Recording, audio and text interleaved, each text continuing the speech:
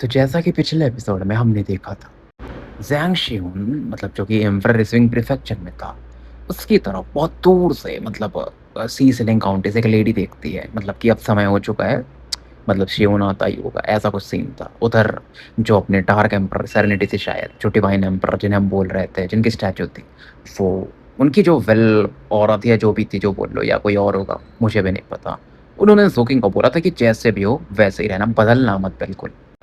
अब आगे तो फिलहाल देखो, जो टाओ बेल था सीसिलिंग काउंटी में, जो स्वॉर्ड्स पैरिस था, वहां बच चुका था और सांग सेयून का चेहरा देखने लायक, क्योंकि एम्परर रिसीविंग प्रीफेक्चर में ये बंदा टॉप फिगर था, आज तक सेंटर ऑफ अट्रैक्शन था, लेकिन आज पहली बार किसी और को चमकते हुए देख रहा था।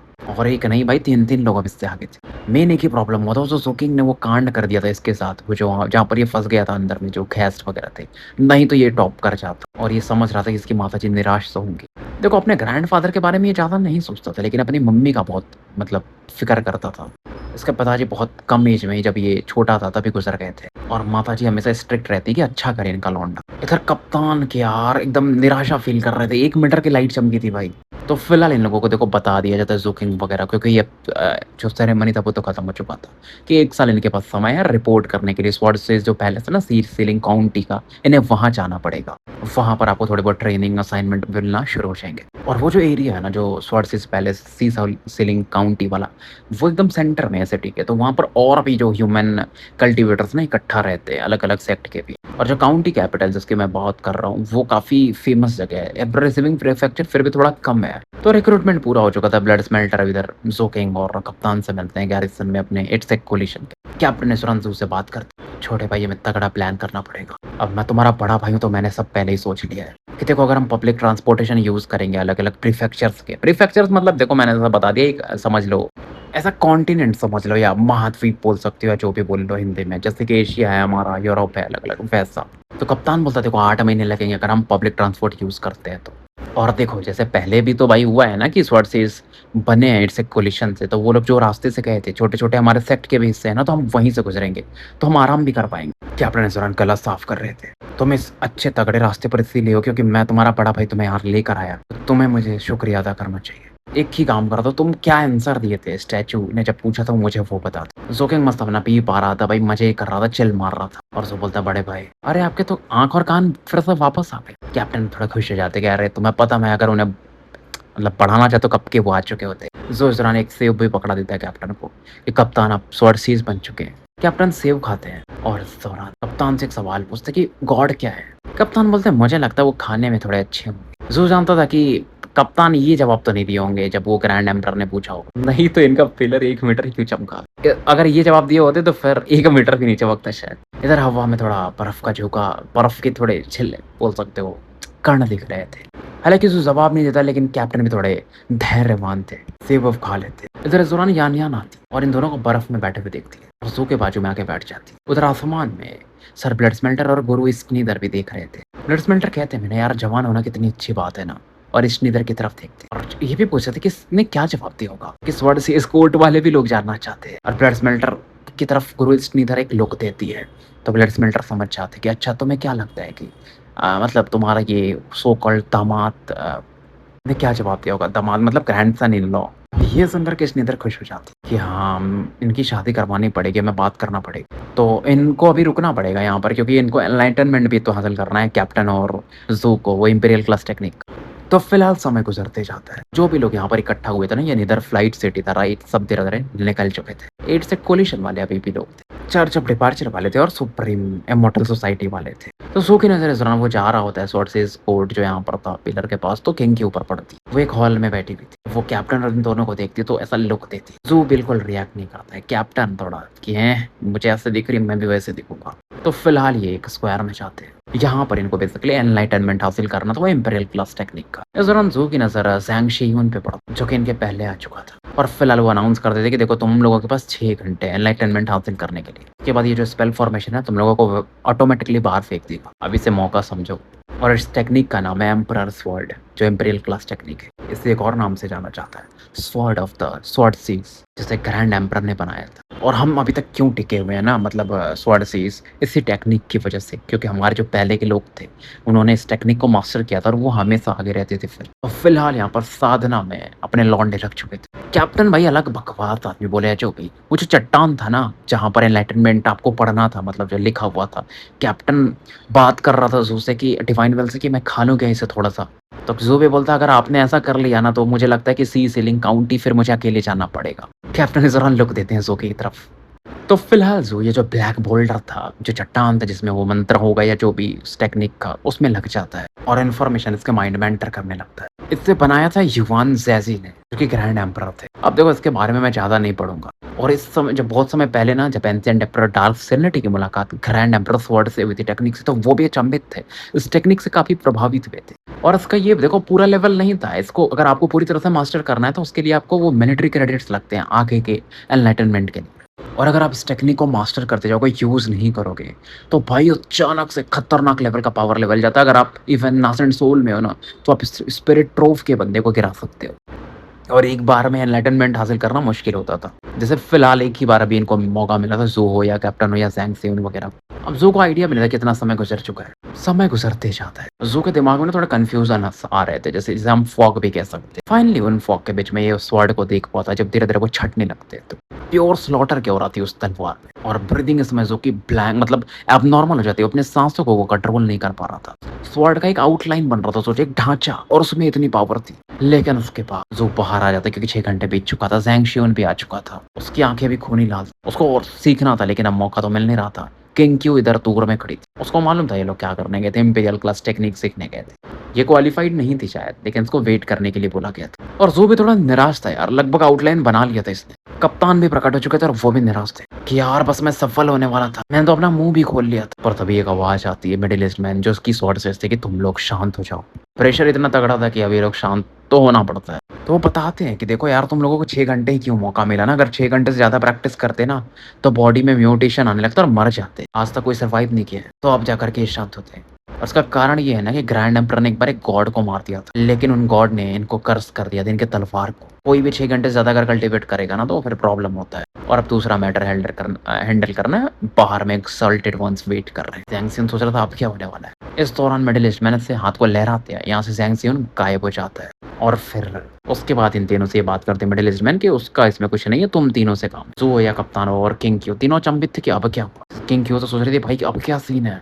और कैप्टन सबसे पहले दिमाग लगाते हैं कि यार एक्सॉल्टेड वन मतलब सीनियर, कहीं ये वो 3 स्पिरिट्स डाउस ऑपरेसिंग माउंटेन से रिलेटेड तो नहीं है। ये मिडिल ईस्ट जो स्वॉर्ड से इन्हें इग्नोर मार देते हैं कि अरे ये चैनर नहीं हो, 1 मीटर का तो लाइट बनाया था। ऐसा नहीं कि ये बंदा भी ऐसा सोचता था, बाकी भी स्वॉर्ड सेजेस यही सोचते थे अपने कैप्टन के बारे में। मिडिल ईस्ट में ना ज़ू किंग और किंग क्यू की तरफ देखते, फिर बोलता तुम तीनों उस दिन थे ना जब हम स्वॉर्ड कोर्ट वाले ऑगस्टस स्पिरिट निदर स्प्राइट को पकड़ने गए थे, वो यहाँ पर बंदी है, उससे इंट्रोगेशन किया जा रहा है। तो हम ये चाहते हैं ना, हमारे जो एक्सॉल्टेड वन है सीनियर्स, मतलब कि तुम तीनों में से कोई जाकर ना उसे थोड़ा प्रोवोक कर रहे हो, उसे थोड़ा उसकी दुखती नस पे हाथ रख के, मतलब अगर तुमने उसके इमोशन को हिला दिया ना तो हम उसके अंदर से सीक्रेट्स निकलवा सकते हैं। तो फिलहाल ये जहाँ जाते हैं, ज़ू, कैप्टन और किंग क्यू इन्हें फॉलो करते हैं। और कैप्टन का दिमाग एज यूजुअल बहुत फास्ट चलता था, तो वो अपने दिमाग में पूरा कैलकुलेट कर चुके थे। और कैप्टन को ये भी समझ में आ रहा था कि अच्छा बेटा, तो मतलब मेरी 1 मीटर लाइट चमके तो ये लोग मुझे कम में आकर है। अब इनको समझ में आएगा मैं क्या चीज़ हूँ, नहीं तो मेरा प्रमोशन नहीं होगा यार अगर मैं इनको प्रभावित नहीं कर पाया तो आगे।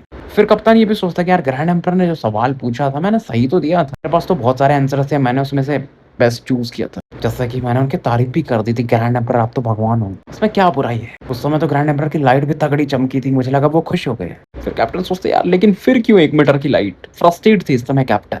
फिर कैप्टन जोगिंग की तरफ देखते और एक प्रेशर फील करता है, यार मेरा छोटा भाई तगड़ा कर रहा है काम, मुझे भी कुछ करना पड़ेगा। तो फिलहाल ये लोग ना जेल की तरफ पड़ जाते हैं और एक आवाज आती है कि और लोगों को लेकर आए हो, कोई फायदा नहीं होगा, सोल सर्च करना चाहते हो ना, मेरे इमोशंस को हिलाना चाहते हो ना, ताकि फिर, और इतना आसान नहीं है भाई, मैं गोस्ट एम्परर की सोल हूँ, और अगर थोड़ा मेरा कल्टिव इमोशन हिल भी गया ना तो तुम वॉइड रिटर्निंग वाले घंटा नहीं कर पाओगे मेरा कुछ। तो मेरा असली फॉर्म स्मोल्डरिंग गॉड लेवल का है, तुम लोग बस कीड़े मकोड़े हो। निदर स्पिरिट की जो आवाज थी ना भाई, काफी एलिगेंट थी आवाज, एक रिच, एक अपर क्लास वुमेन जैसे बोलती ना वैसे।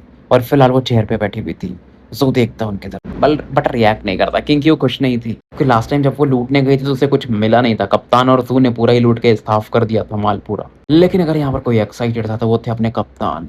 कैप्टन का था भाई कि अब प्रूफ तो करना है, 1 मीटर की वजह से ये लोग मेरे को छोटा दिखा रहे हैं, नीचा दिखा रहे हैं। और कैप्टन को मालूम था कि जितने भी एल्डर्स हैं वो देख तो रहे ही होंगे यहाँ पर क्या चल रहा है। तो कप्तान पहले आगे बढ़ा और मिडिल ईस्ट जो वर्सेस था वो बोलता नहीं है फिलहाल कुछ। तो जैसे ये जेल में एंटर करता है ना उस वाली सलाखों के पीछे जहाँ पर वो लाल महिला थी, लाल जेल में वो अपनी वुमेन यानी कि निदर स्पिरिट बैठी हुई थी और ऑरा उसका सप्रेस था भाई और दिखने में काफी सुंदर थी। तीनों की तरफ देखती है ना तो ज्यादा रिएक्शन नहीं देती है, थोड़ा बहुत अपना लोटस सीड पी रही थी सूप, बस मजे कर रही थी और कहती है अच्छा। वो मिडिल एज मैन से बोलती है तो तुम इन कीड़ों को लेकर आई गए फाइनली, आज नहीं तो कल मैं यहाँ से बाहर निकलूंगी और तीनों को निपटा दूंगी। अब तो मुझे भी पता चल गया ये कैसे दिखते हैं, पहले तो मुझे थोड़ा डाउट था। जू को फर्क नहीं पड़ा, उसे कोई इंटरेस्ट नहीं था नीदर स्पिरिट को ऐसा प्रोवोक करने में और कैसे किसी के मतलब इमोशंस को उछाला जाता है उसको ये भी नहीं पता था। किंग का भी सेम चीज था और उसका ये भी था कि मैं इसमें क्यों फट डालूं। लेकिन कप्तान अपने आगे बढ़ते हैं और कहते हैं और दादी नीदर स्पिरिट सूप वूप पीने में मजा आ रहा है। तो नीदर स्पिरिट बोलती है निकल ले। और अपने कप्तान क्या करते हैं ना, वहां पे जहाँ बीड़ियां लगी हुई थी नीदर स्पिरिट को, वो कुर्सी उर्सी जहाँ पे बैठी थी वहीं जाके बैठ जाते पलथी मार के। कहते हैं ग्रैनी मतलब दादी मैंने ये वाला कपड़ा नहीं देखा था वहां पर मेंशन ग्रोटो में, आप इसे कब से पहन रहे हैं। नेदर स्पिरिट इस वरन सूप पी चुकी थी तो वो मेडिटेशन में जाने लगती है आंखें बंद करके। मिडिल ईस्ट जो सोर्सेस था उसे लगता है यार ये लोग कुछ नहीं कर पाएंगे और देखो आसान भी नहीं था, जब ये लोग नहीं कर पा रहे हैं तो ये बच्चे क्या करें। कैप्टन थोड़ा गला साफ करते अपने बैग में से कुछ तो निकालते एक फटा हुआ कपड़ा और कहते दादी थोड़ा इसकी तरफ देखो ना। निदर स्पिरिट आंखें निकलती है लेकिन कप्तान रुकते नहीं है, कपड़े के बाद कपड़े निकालते जाते मानो पहाड़ का यहाँ पर ना ढेरा बना देते हैं पूरा। और उसके बाद बोलते मेरे पास तो बहुत सारे हैं, ये बड़ा वाला भी है। मिडिल ईस्ट वर्ड से शॉक्ड हो जाता है। किंग को थोड़ा अजीब लग रहा था, जू का एक्सप्रेशन भी थोड़ा विचित्र था। जू को भी समझ में आ चुका था कि कैप्टन इतना मेहनत क्यों कर रहे हैं। जब कैप्टन बोलता है ना वो बॉडी वर्ड ये बड़ा वाला भी है मेरे पास, तो निदर स्पिरिट आंखें खोलती और देखती है उस कपड़े को पहचान लेती, पहचानती तो हर कपड़े को थी। कप्तान फिर बोलते हैं थोड़ा डार्कली कि मेरे को अभी इन कपड़ों को फाड़ना भी है, एक बार में एक ही फाड़ पाता हूँ, इसलिए ग्रैनी मुझे थोड़ा प्रॉब्लम हो रहा है, बैग थोड़ा छोटा हो जा रहा है, कपड़े थोड़े ज्यादा हो जा रहे हैं, मुझे स्टोर करने के लिए जगह की कमी पड़ रही है और इनसे स्मेल भी काफी बुरा आता है। आप सच में निदर स्पिरिट हो क्या? मैं आपको निदर स्कंक कहूँ? मतलब बदबू गंदी आती है आपके कपड़ों से। मुझे लगता है कि आपको कपड़े वपड़े बदलने ही चाहिए। अब निदर स्पिरिट एक गहरी सांस लेती क्योंकि इमोशंस उनके हिल रहे थे इस बंदे की वजह से। क्योंकि देखो निदर स्पिरिट ना बहुत साफ सुथरी रहती थी, कल्टीवेशन ऊपर रहे, अपनी ऑरा को ऐसे ही क्लीन कर लेती है वो।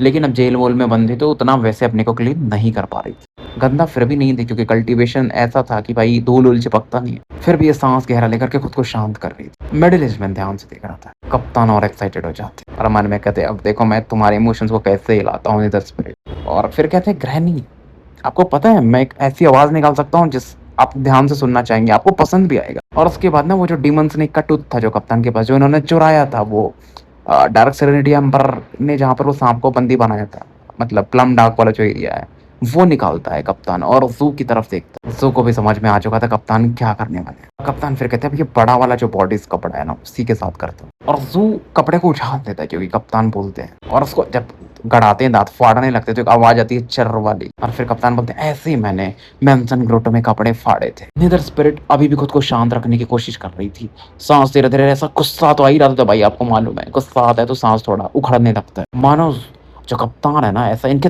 दिल पे ये दांत गड़ा रहा हो। मिडिल ईस्ट में सरप्राइज हो जाता है स्वॉर्ड से इसकी यार ये लौंडा। कैप्टन काफी खुश था, 3-4 कपड़े और फाड़ दो भाई ये पक्का ही उछल जाएगी। और कैप्टन ने भाई जेट स्लिप पे ना वो इमेज भी स्टोर कर लिया था पूरी वीडियो टाइप में, जब वो निदर स्पिरिट का एक क्लोन गिरा था जिसको पूरा चूसने लगे थे ना को पूरा जू कप्तान और ये किंग क्यों। कैप्टन बता रही है ना काला क्यों होने लगा, अरे गायब कैसे होने लगा। निदर स्पिरिट एकदम गुस्से में थी और उस इमेज की तरफ देखती, गुस्से में एकदम उसका हाथ पैर कांपने लगता है। अब कप्तान ने देखो हर एक दाव खेल दिया था कि आप बदबू मार रही हो, कपड़े भी खराब दिख रहे हैं, कपड़े भी फाड़ चुका था और वो पुराने इमेजेस भी दिखा देता है, खास करके अपनी बॉडी को ऐसा देखते कि इनका क्लोन कैसे खत्म हुआ था। जू भी बोलता है यार कप्तान क्या अलग लेवल का बंदा है। पर किंग को भी समझ में आ रहा था कि यार ये मैड डॉग सही में ज्यादा खतरनाक है घोस्ट हैंड से, मतलब जू से।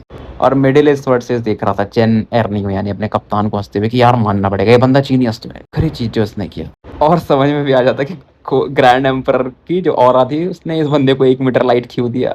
और इस बार निदर स्पिरिट बोलती है और आवाज में ना एक रूखापन था, नॉर्मली वो काफी एलिगेंटली बोलती थी, तुम मुझे चिढ़ाना चाहते हो, इम्पॉसिबल, तुम्हारा जैसा कीड़ा। कप्तान कहते नहीं बिल्कुल नहीं ऐसा, मैं आपको एक गिफ्ट देना चाहता हूँ। अब कप्तान एक बाल निकालता है भाई अपने बैग में से, उसको देख करके एकदम जू किंग और किंग भी शॉक्ड हो जाते हैं और मिडिल ईस्ट वर्सेस भी। निदर स्पिरिट भी अचंभित हो जाती, ध्यान से देखती कप्तान देखता है कि सभी लोग फ़ोकस हो चुके थे, थोड़ा गला साफ करता है और फिर स्माइल करता है और कहता है, कम ऑन, ये मत बोलिएगा आप ग्रैनी नेदर स्पिरिट कि आप इस अपने नाक के बाल को नहीं पहचानती, इतना बड़ा है और मोटा भी है। क्योंकि देखिए, जब हमने आपका वो पूरे कपड़े-वपड़े चुरा लिए थे, फिर आपकी नोज़ की ऑरा भी अब्ज़ॉर्ब कर ली थी क्लोन की, वो डाउ ब्लड वगैरह भी। मैं मानता हूँ वो सब गलत था, आपके पास वो वाली नाक भी नहीं है, लेकिन उसका एक बाल रह गया मेरे पास। अगर आपको उस नाक की याद आए, तो आप इस बाल से उसको याद कर सकती हैं ना। और मैं ये नहीं चाहूँगा कि आप मुझे थैंक्स वैंक्स बोलो, अरे इतना चलता है यार, हम चोर हैं तो क्या हुआ, इतना तो ईमानदारी दिखा ही सकते हैं ना कि आपको ये नाक का आपके बाल वापस कर दे। पूरा माहौल शांत हो जाता है। ज़ोकिंग हैरान था, किंग-क्यू एकदम कि क्या चल रहा है भाई? स्वॉर्डसेज भी अचंभित हो जाता है। नेदर स्प्लिट ऐसा पैरों पे खड़े हो जाते हैं कि मैं तुझे छोड़ूँगी नहीं। स्वॉर्डसेजेस इसे मार दो। फिर मैं तुम मेरे को मेरा सोल सर्च करना चाहते हो, कर लो भाई। जो भी तुम्हें देखना है, बस इसे मार दो, मुझे इसे खाना है। और फिर कप्तान कहते लगता है आप कर्स भी नहीं कर सकती मुझे, शराब-वराब भी नहीं दे सकती।